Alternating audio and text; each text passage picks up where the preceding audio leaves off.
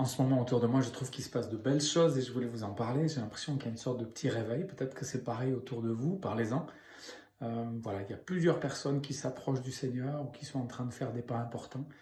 Je pense à une dame qui assistait à des obsèques et qui a été touchée par le Seigneur, qui est venue au culte ce dimanche et qui va venir à la réunion de prière jeudi. Je pense à une jeune fiancée qui va se marier bientôt et qui, au contact de son fiancé, est bien en train d'ouvrir son cœur à Dieu. Je pense à un ami avec qui on a beaucoup discuté ce week-end, qui est vraiment tout près du Seigneur.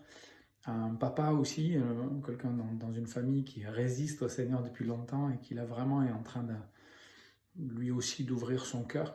Voilà, il y a plusieurs exemples comme ça dans nos vies, dans notre petite église et autour de nous, de gens qui avaient soif, qui ont été préparés d'une certaine façon. Il y a un jeune adulte aussi qui est revenu au Seigneur depuis 1 an.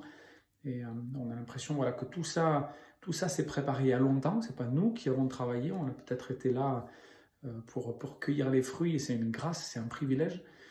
Mais c'est pour vous encourager aussi à la prière, à continuer à témoigner. Ce qui se passe aujourd'hui, c'est certainement les conséquences aussi du témoignage et de la prière fidèle de beaucoup de gens autour de nous.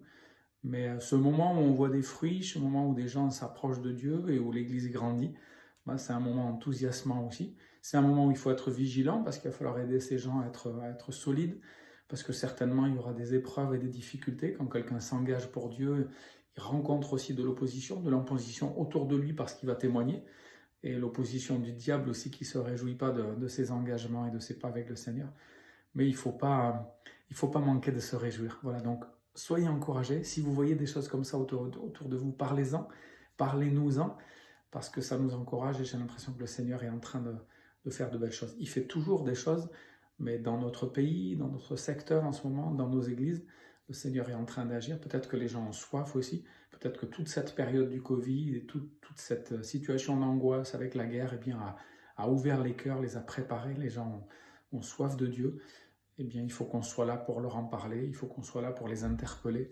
Et des fois, dans une discussion, simplement dire, bon, et alors, toi, où est-ce que tu en es? Pourquoi tu ne te tournes pas vers Dieu? Qu'est-ce qui te fait résister? Et pourquoi est-ce que tu ne t'abandonnes pas entre les bras de ce Dieu qui est tout-puissant et qui nous aime? Et puis, il peut se passer quelque chose d'extraordinaire. Voilà, continuons à prier, soyons encouragés, et on n'est peut-être pas loin d'un beau réveil dans notre pays.